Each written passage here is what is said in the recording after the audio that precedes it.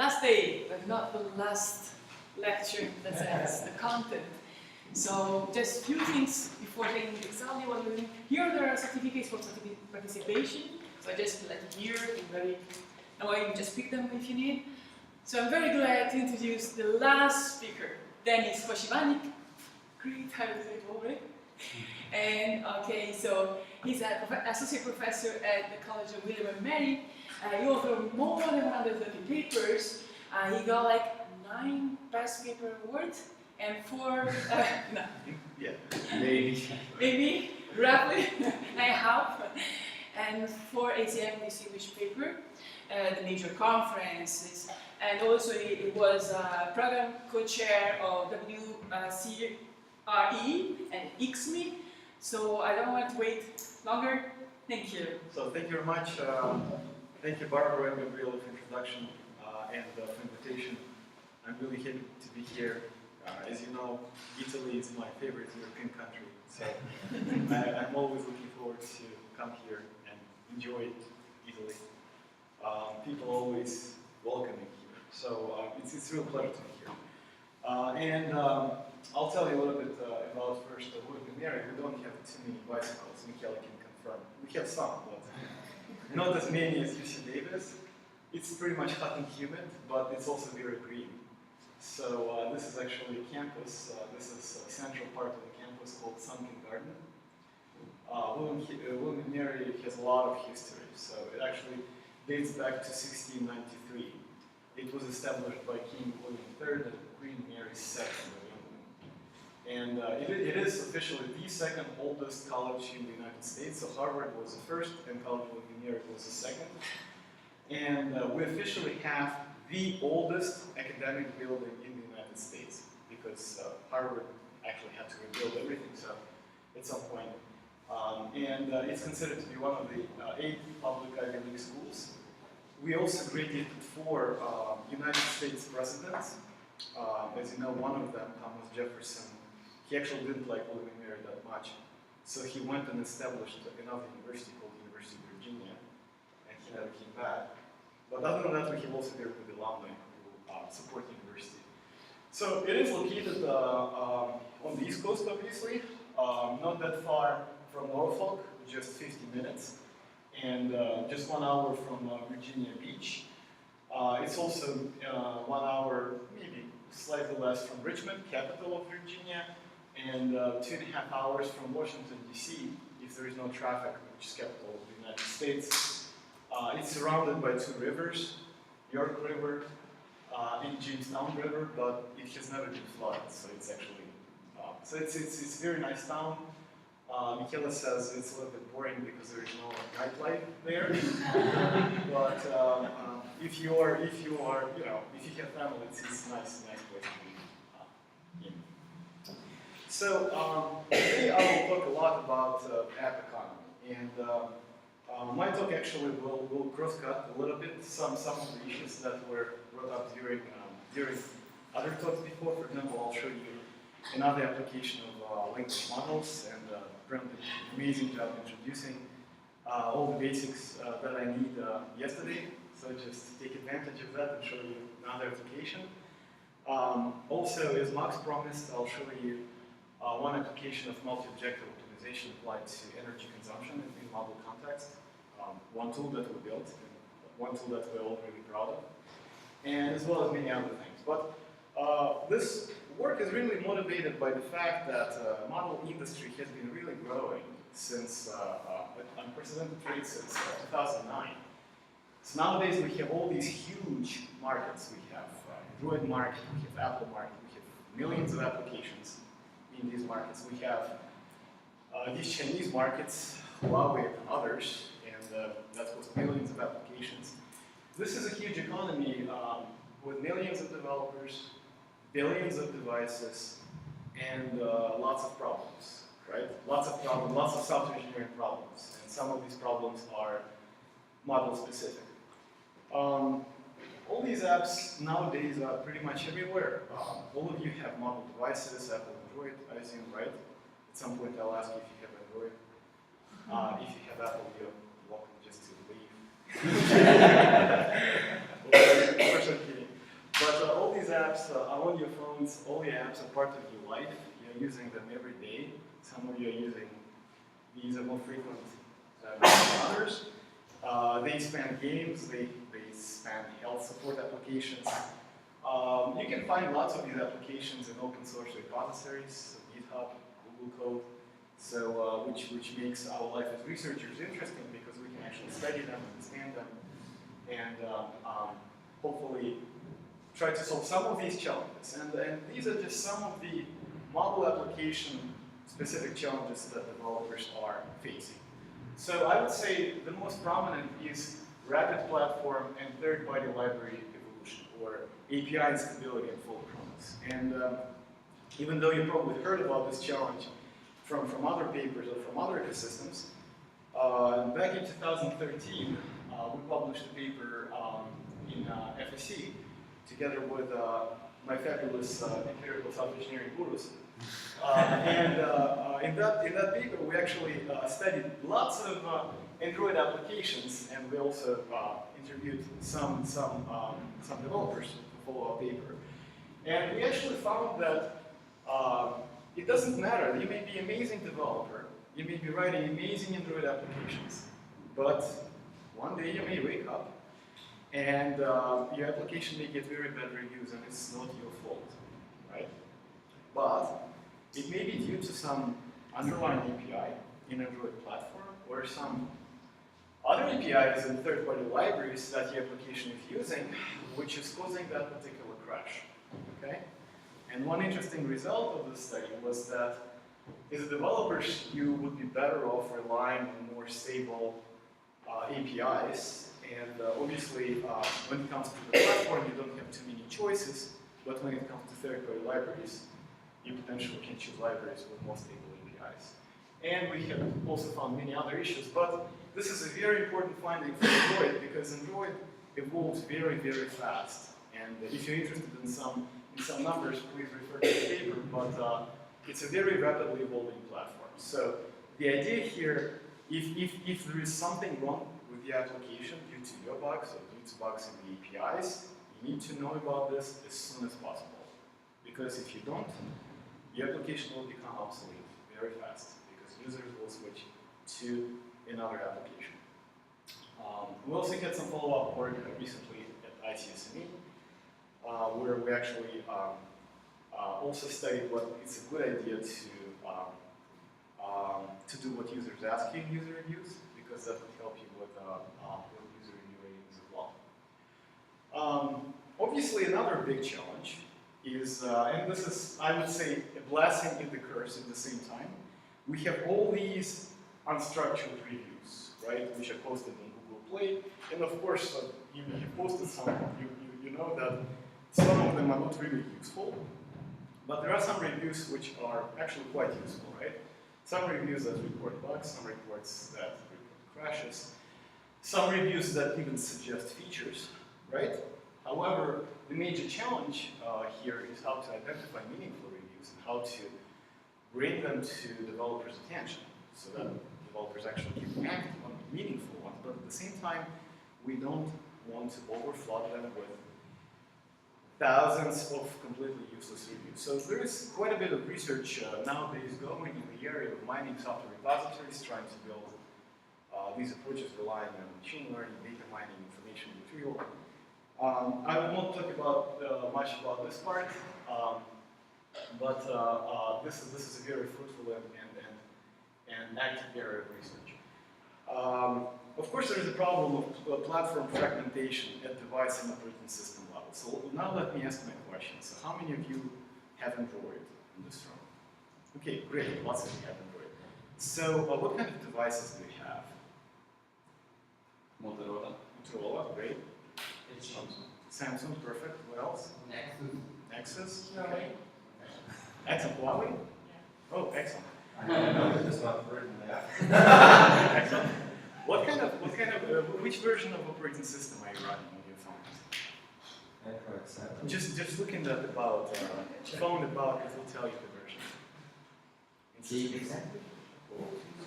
4? 4.3. Okay. 4 something. Okay. Got the better do check for this? Yeah, for. The point which I wanted to make across, I heard at least 2 different versions of operating systems and at least 5 different phones, right? So if I'm a developer of an Android application, then it's actually my job to make sure it's going to run on each of those phones and in each of those versions of operating system, right? And of course, what are the challenges? Your screen seems to be slightly larger. Actually, your screen seems to be a little bit larger, so you have different dimensions, right? This is the largest. Oh, this is an option. Thank you. Yes, absolutely. What else? Some of you may have, for example, Samsung may have their own customized version of Android. I also need to make sure all those APIs can work just fine in the context of my application, right? So as a developer, it is a huge problem, right? But as a developer, I have limited resources.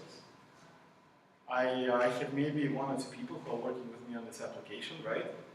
And yes, we have 5 top most used devices on the market, and that's about what we can do in terms of testing this application. What do we do with the rest of the devices, right?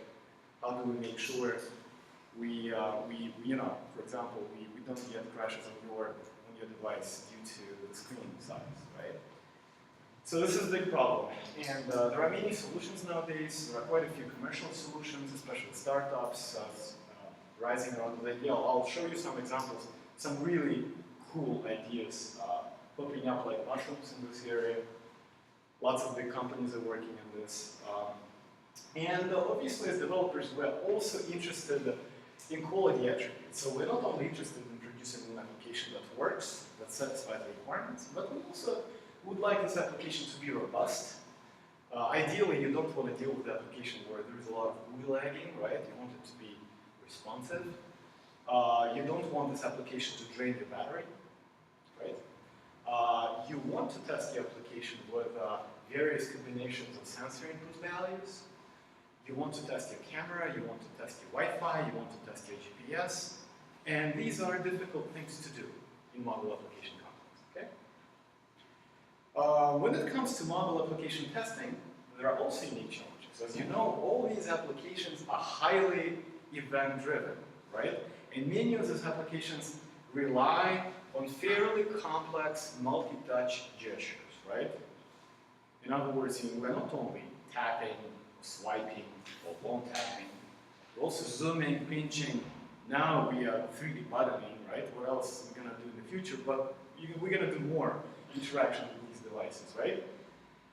And this does create problems for testing because suddenly it is not that simple to automate some types of these gestures, right? It's not just as easy as just calling an API saying, just click that button, right? There is no API that says, zoom in that particular location. So there are challenges, and we need to solve them. There are lots of prototype tools available, but we do still lack robust tools for effective automated input generation. And there was one interesting paper at AEC 2015 from Georgia Tech, which actually tried to answer this question: are we there yet in terms of input generation tools? I highly recommend the paper.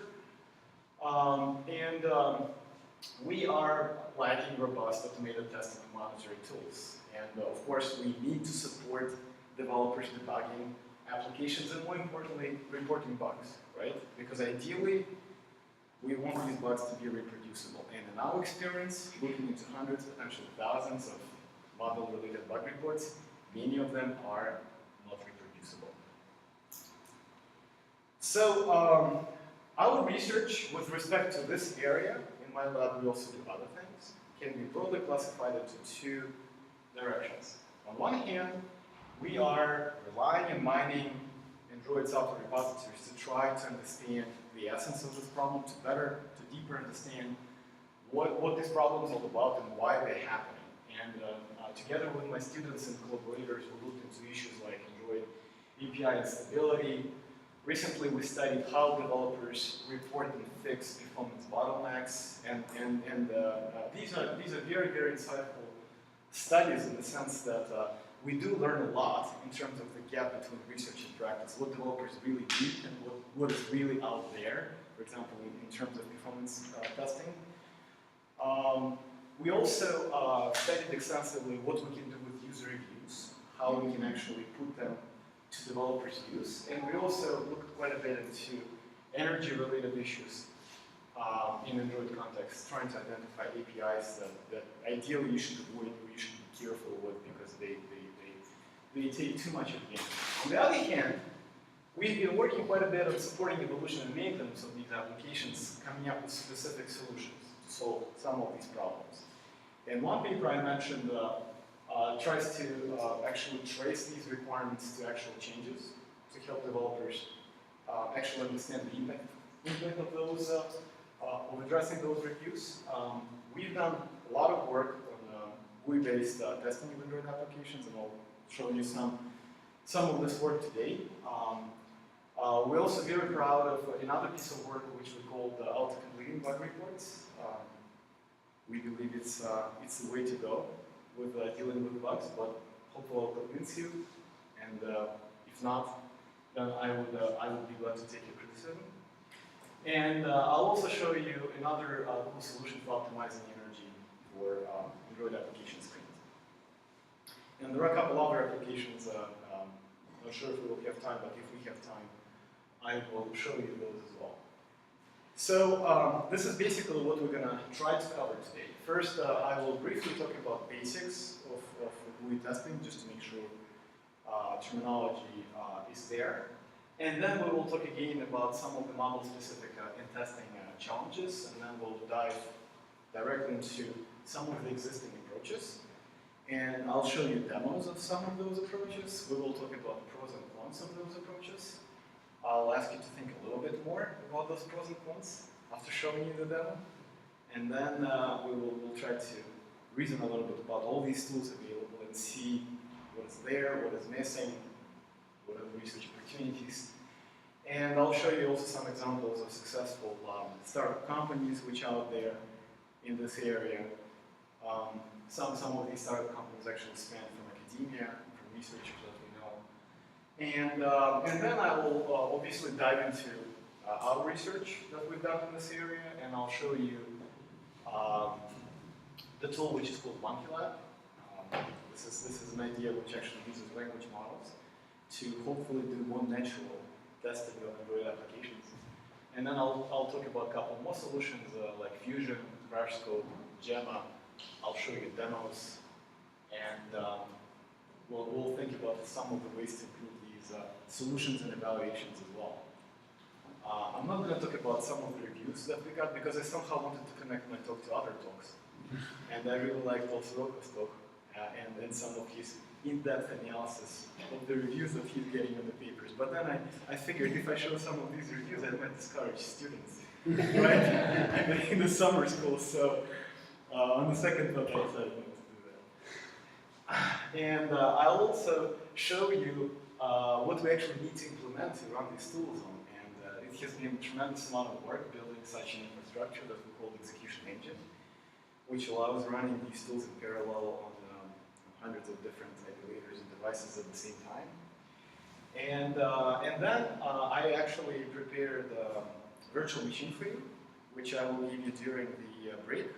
It's 3.5 gigabytes, so you will be able to run it on VirtualBox. If you don't have VirtualBox, it's very easy to find and install on your computers. And in that virtual machine, I prepared, with my students, we prepared a list of, I think, very useful commands for you to work with different SDK tools in Android, and you would be able to do it on your own. And also, I prepared an assignment that you actually need to take. Some of you need passing grade for this class, for this summer school, so you will have also assignment to complete based on that virtual machine. And also I prepared some actual open questions for you. And I don't even know answers to some of these questions, so if you can answer some of them, that would be amazing. Any questions about what we're about to cover today? Comments? All right, so let's jump straight to it. So let's talk a little bit about the basics of GUI testing. Many of you probably know this material, so this is just a review. So what we have in GUI testing, we have, let's say here we have developers. right? We have testers, we have some automated approaches, right? And we have our application under test, AUT, right? And we have some web-based applications, we have some mobile applications, and the goal here is to run our test case, or test this application against the some oracles, right? And those oracles could be a mechanism that we define to check whether test passes or fails. We check against this oracle, and then we find, let's say, some output, layout problems, exceptions, presentation logic, quality attributes, etc., etc. However, in GUI testing, oracles is not as easy as it sounds.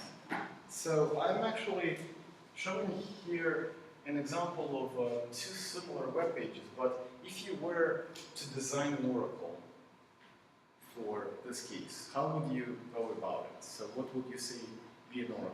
Let's say this is your original application, right? You have to design the oracle. And then you're going to be changing that application and testing that application and make sure that the test case is to that oracle. But at some point in time, you get this kind of test result. And I'm showing you that so that you can think a little bit how to design the oracle. And my question, how would you design the oracle for this application? What would you say the oracle would be here? There is a simple answer and there is a more complicated answer. But let's say, what is the simplest oracle you can think of here? Simplest thing would be to take a screenshot and compare it pixel by pixel. Exactly. That's the simplest oracle. Is it good enough? No. Why? Because it's very brittle. The simplest change can break it. Exactly. We're gonna be very annoyed, right? Because every single change we make, we're gonna fail this test case for no obvious reasons, right? And it's not gonna be productive, right? It's a start. You can do better. The goal of this lecture is that you should be able to do better. Okay. What can we do? What else can we do? I mean, it depends what's important for us. For example, this looks like a web page, right? Yes. So there's HTML behind it, so we can look at HTML DOM structure or something. Good. Good. Excellent. Excellent. You're almost there, right? So in other words, we can identify what is important for us, right?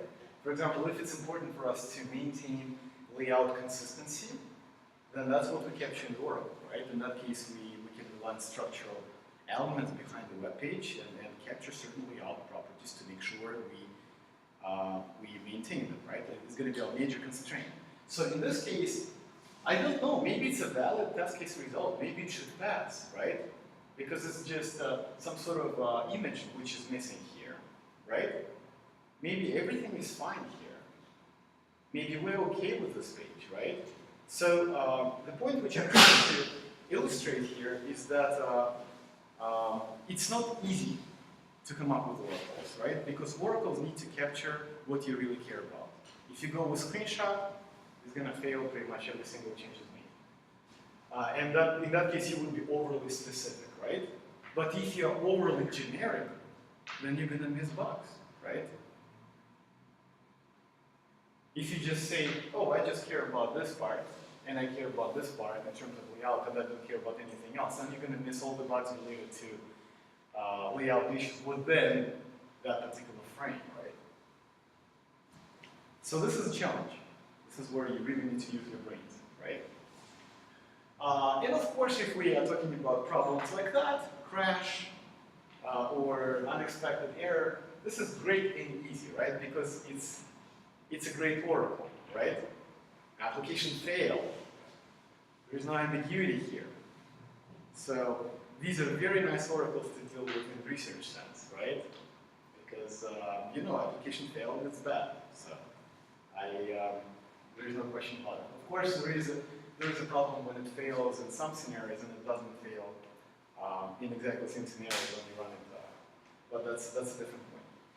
So this is one of the examples from recent ICST papers by researchers from the University of Southern California. And my question to you, do we have any problems here? So this is the same application on top and on the bottom, but in different languages, in English and Russian. Do you spot any problems here?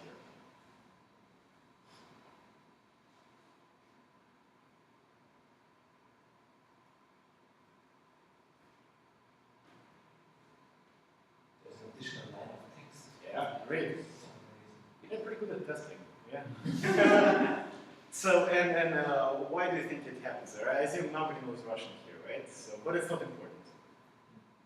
I mean, the Russian expression is just longer, most likely. In this case. And what happens, the menu spills over to the next line. And it may be a problem for us, right? Because maybe we don't want this to happen.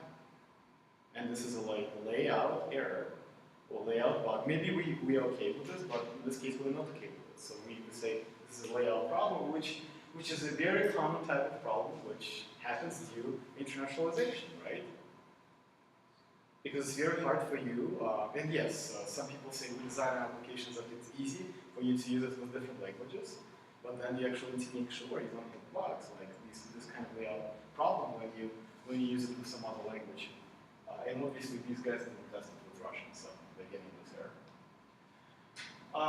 Of course, there are many more problems, and if you are to test an application like Excel, of course you probably know this from software engineering and testing classes, that the first major problem here is combinatorial explosion of all possible inputs and commands that you need to test this application with, right? So it's just not feasible to test it with all possible combinations of commands and inputs. If I'm not mistaken, I was using in one of my lectures data from Microsoft from 2011, and they had something like 5,000 commands in either Word or Excel. So it's, I personally know maybe a small fraction of those. I even have no idea what other commands they have, or functionality they have. Of course, internationalization issues, right? Nowadays, we have so many different devices, with so many different dimensions. So we need to make sure that we have responsive design. In other words, application works when dimensions in the device are changing. And you think it's an easy problem, right? I mean, you just change dimensions and you somehow rearrange things automatically, but it's a very difficult problem. We'll talk about some of those issues. And of course, we have unexpected usage scenarios. So, my former student is Mario, so he really liked drawing these kind of Super Mario pictures in Excel. When you look into the list of publications, after my talk, you will know why we call him Super Mario sometimes. But, how do we deal with these problems? Of course, we can rely on automated approaches. And as many of you heard about monkey, right? So what is monkey? What do you know about monkey? Not infinite monkey theorem, which I would like to draw an analogy with Pram's talk yesterday with programmers, but something else. What is monkey? Test the unexpected. Yes. What else do you know about monkey?